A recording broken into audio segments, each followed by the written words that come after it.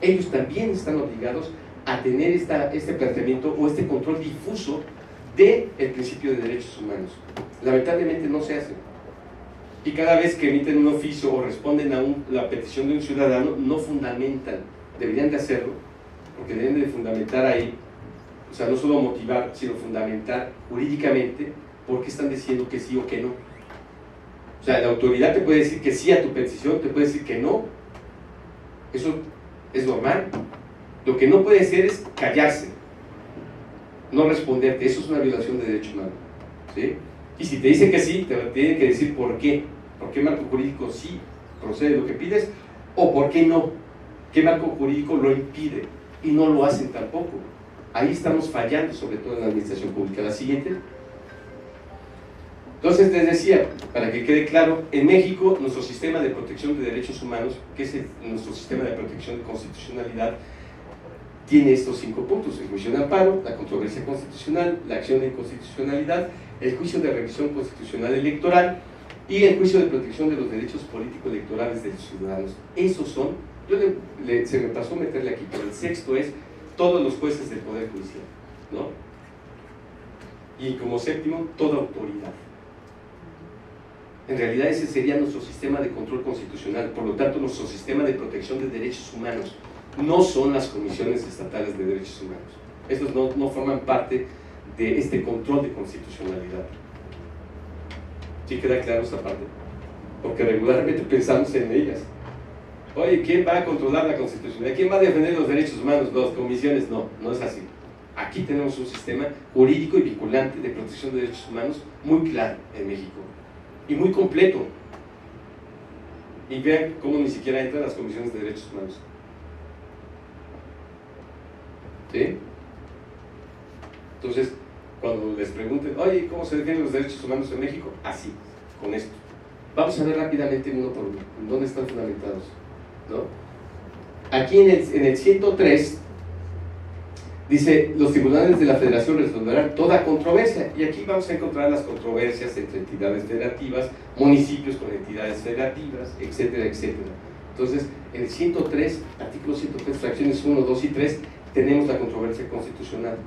El juicio de amparo está obviamente regulado en estos artículos 103, 4, 5 y 7, pero particularmente la controversia en el 103, ¿sí? La siguiente.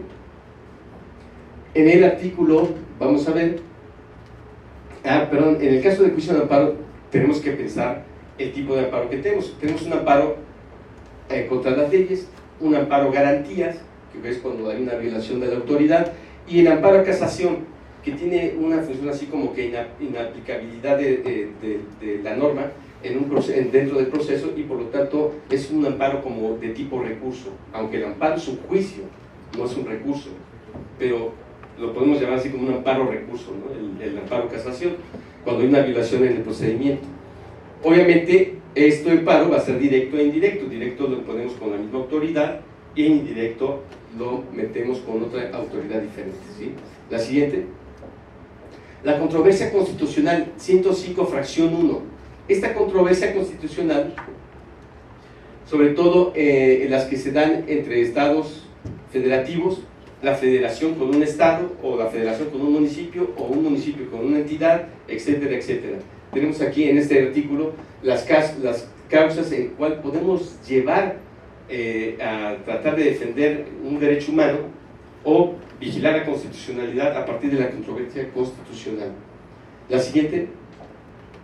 La acción de inconstitucionalidad, esta que utilizamos mucho, y sobre todo en las cámaras, ¿no? En los congresos, porque la acción de inconstitucionalidad te va a permitir a ti, legislador, que no estás de acuerdo con la reforma que aprobó la mayoría, pero que tú tienes 33% de los integrantes, en el caso para Veracruz, ¿no? Buscar una acción de inconstitucionalidad y que sea la Suprema Corte la que termine diciendo si lo que hizo el Congreso está de acuerdo a la Constitución y los tratados internacionales o no lo está, ¿sí? Así puedo echar abajo muchas cosas, sobre todo si tengo claridad que la propuesta que se hizo y que se aprobó por un Congreso viola la Constitución. Entonces, si yo tengo el argumento y bien fortalecido, y además tengo el número de diputados suficientes, puedo recurrir a este control de constitucionalidad que se da ante las resoluciones que tienen los congresos, es decir, ante la aprobación de leyes que son contrarias a la norma constitucional. Entonces, ahí es donde va a entrar. ¿Qué pasa en el caso de este gobernador que ganó por 2 años y le aprobó el Congreso que fuera 5 años? Y uno se pregunta, bueno, y muchos dicen, oye, pero la Suprema Corte ya debió haber hecho algo y tal. No puede. ¿Por qué no puede la Suprema Corte conocer del tema todavía? No está en vigor todavía. ¿Por qué no está en vigor? No ha sido publicada. El gobernador dijo, yo no lo voy a publicar. Mientras no esté publicada, la Suprema Corte no puede hacer nada porque no está vigente. Es decir, el momento que se haga, inmediatamente lo que la Corte lo va a conocer. Y va a decir si procede o no procede, si es constitucional o no es constitucional. Por lo tanto, en este momento, pues está ahí en el limbo, ¿no? Queda en el anecdotario, porque realmente se jalaron ahí los diputados. ¿Sí? O sea, están violando un principio básico del artículo 39 constitucional, que dice que la soberanía reside esencial y originalmente en el pueblo, el cual tiene el derecho de cambiarlo en todo momento. Pero ese derecho a cambiarlo en todo momento no es vía los diputados, es vía el voto. ¿Sí? Entonces ahí está la violación constitucional. Cuando llegue a la Suprema Corte, se los digo yo, espero que lo voten en contra, porque es inconstitucional. ¿Sí? Ahí está la interpretación que tenemos que hacer de esa modificación legislativa. Entonces, ustedes tienen esta acción de inconstitucionalidad como un elemento fundamental para poder combatir aquello que ustedes consideran que no cumple con estar alineado con la Constitución y los tratados internacionales. Digo, no sé de qué fracción legislativa sean, ¿no? Si de mayoría o minoría, pero el chiste es que lo sepan, no importa en qué fracción o a qué diputado apoyen, porque esto es conocimiento teórico. Entonces, lo deben de saber tanto para combatirlo como para defenderlo, dependiendo de qué trinchera te toque, ¿no?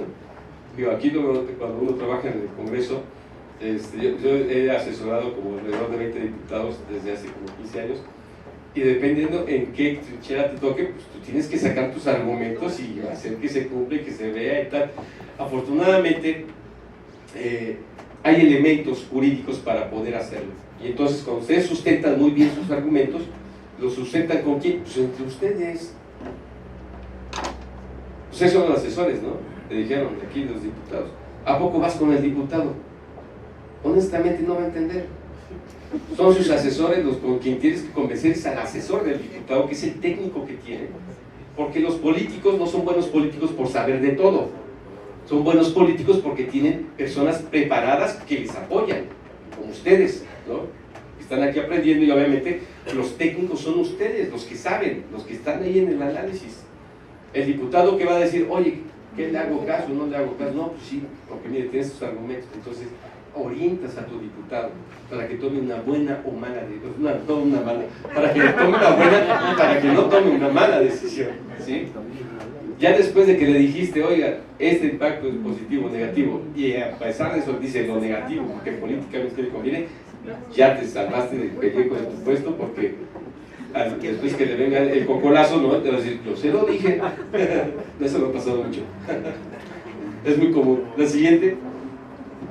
También sobre el constitucional la van a promover, veamos que la Comisión Nacional de Derechos Humanos puede promoverla también, la Fiscalía General de la República, y que puede haber también una petición por parte del Ejecutivo, que puede pedir por oficio el hecho que haya una revisión, ¿sí?, de la constitucionalidad. La siguiente, para promover la acción de inconstitucionalidad. El juicio de revisión constitucional electoral lo vamos a ver en el artículo 86 de la Ley General de Sistemas de Medios de Impugnación en materia electoral, y ahí dice, el juicio de revisión constitucional electoral para impugnar actos, resoluciones de la autoridad competente de las entidades federativas. Obviamente, actos que tengan una consistencia en términos del perjuicio o daño que se va a tener, que sean definitivos y firmes, ¿no?, que violen algún precepto de la Constitución política, que puedan resultar determinantes para el desarrollo del proceso electoral, y obviamente que la reparación solicitada sea material y jurídicamente posible. Si no es posible, pues ya que la pides, ¿sí?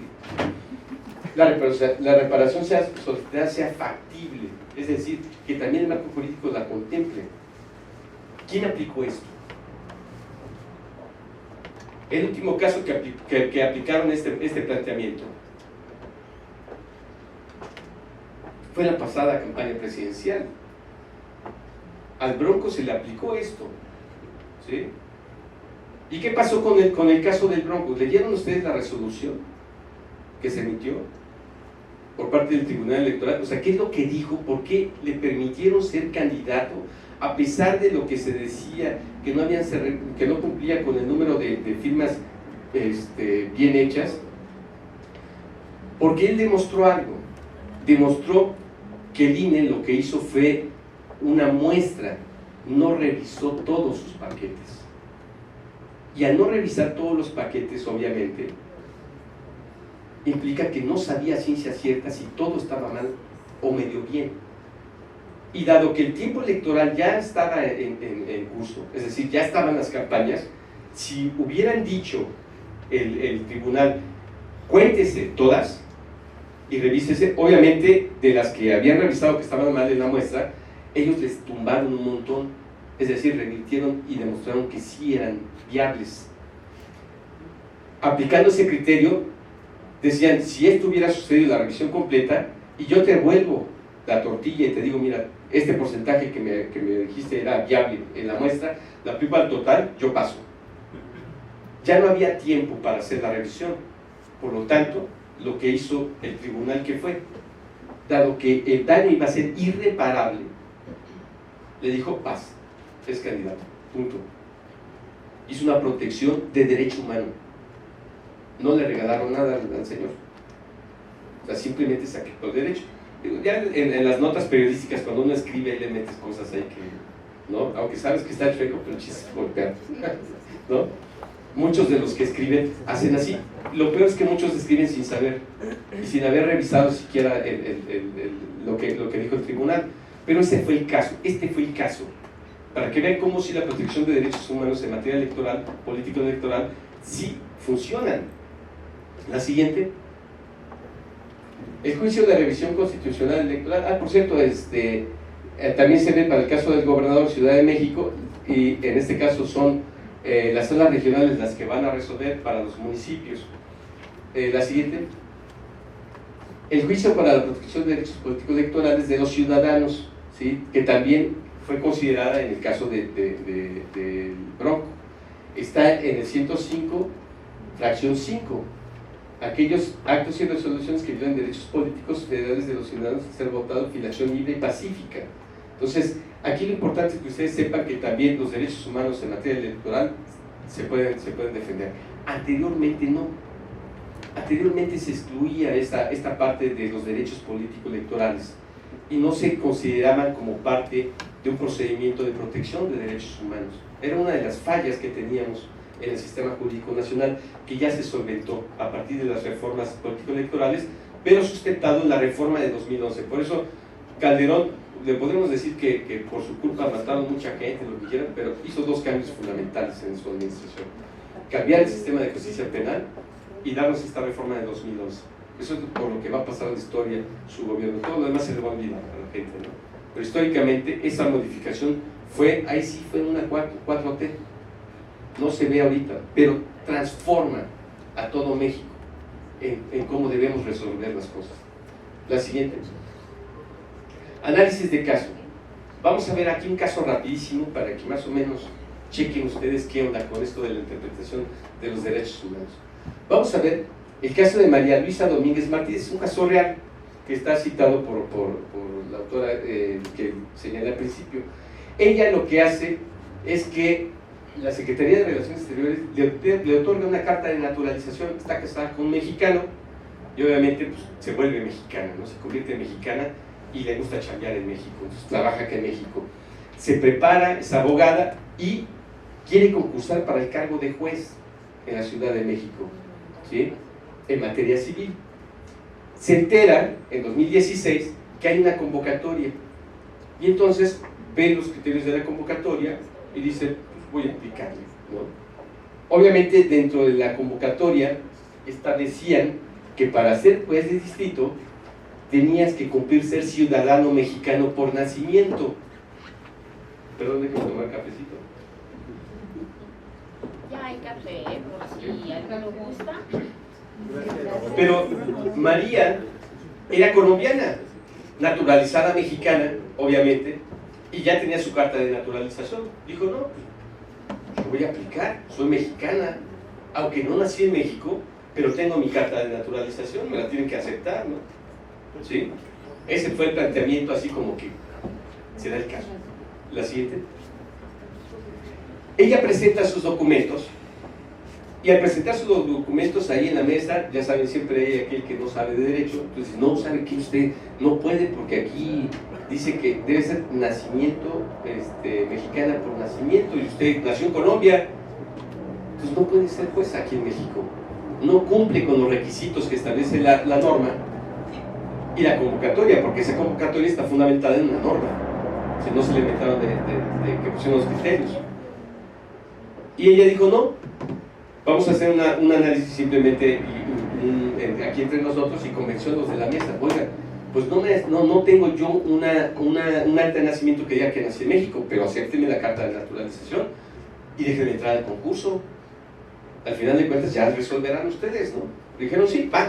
Le reciben sus documentos, ¿no? Y entra al concurso. Obviamente cumplió con todos los requisitos, menos con esto de la nacionalidad. ¿Qué es lo que sucedió?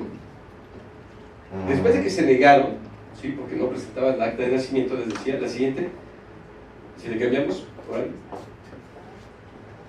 ¿le cambiamos? Obviamente entraron los documentos, pero en la resolución, el Consejo de la Judicatura dijo, no, ella no puede ser jueza. Entonces dicen, estás fuera, ¿sí?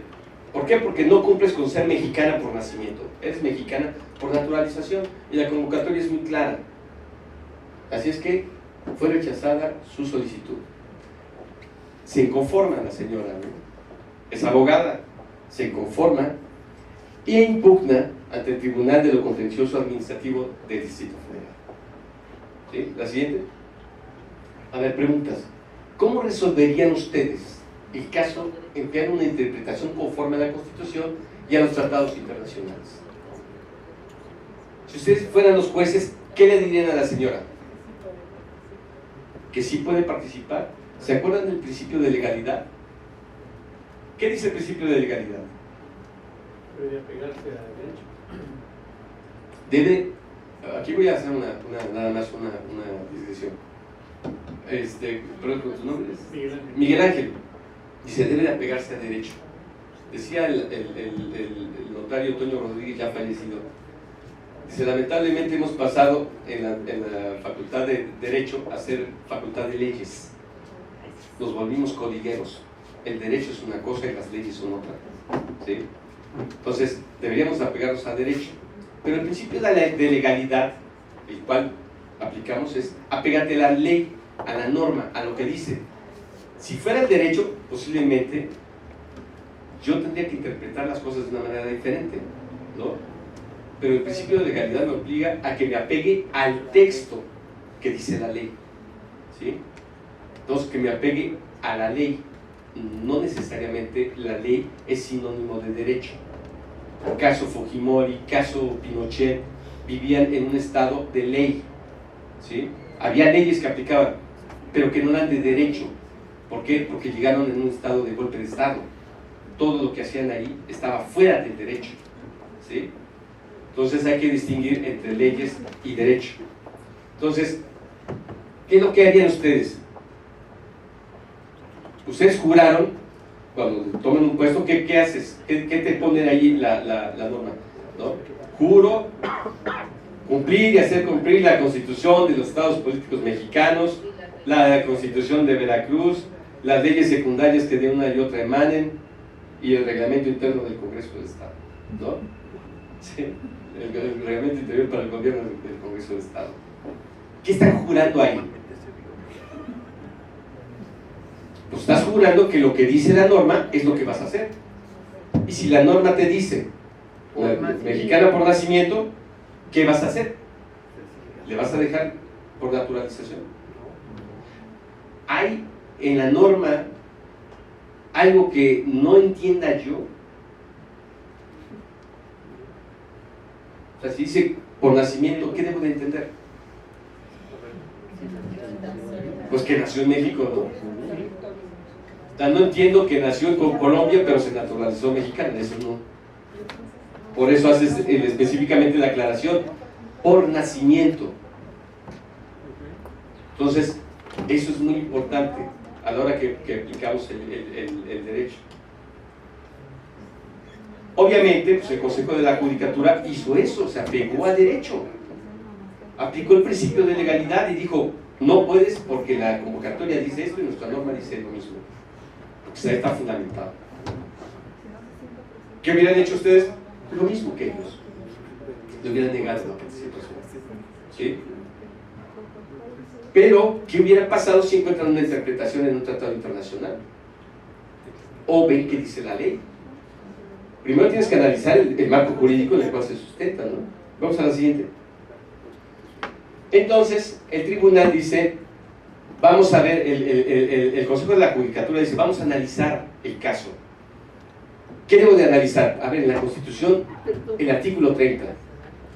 Y voy a analizar el artículo 23 de la Convención Americana de Derechos Humanos. ¿Por qué? Porque el artículo 30 me va a establecer el criterio para establecer quién tiene nacionalidad mexicana, ¿sí? Y cómo se adquiere. Entonces el 30 dice, se adquiere por nacionalidad, la nacionalidad mexicana, por nacimiento o por naturalización. Dice, bueno, es mexicana, ya establecieron que es mexicana, pero hay dos criterios, ¿sí?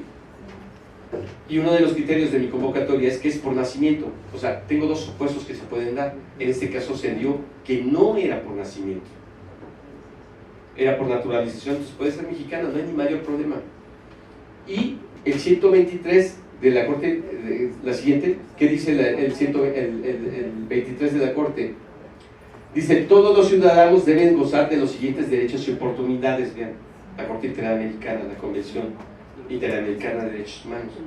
Todo ciudadano debe gozar de los siguientes derechos y oportunidades: de participar en la dirección de asuntos públicos directamente por medio de representantes libres elegidos y tener acceso en condiciones generales de igualdad a las funciones públicas de su país.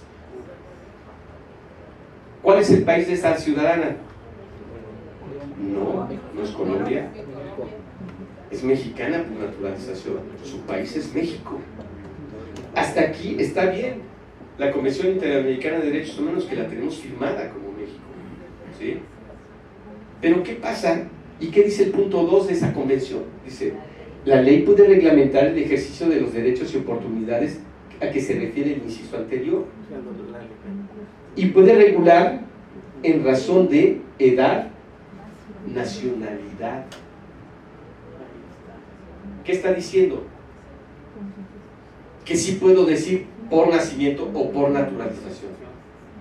Entonces, de acuerdo a la Corte Interamericana de Derechos Humanos, no hay violación de derecho humano. Es decir, tenía condiciones de igualdad a las funciones públicas del país, pero México, en la norma que está aplicando, está señalando que sí puede reglamentar, de hecho lo tiene reglamentado, el ingreso a ese puesto de jueza, tiene que ser mexicana por nacimiento, ¿sí? Entonces, está sustentado lo que hizo el Consejo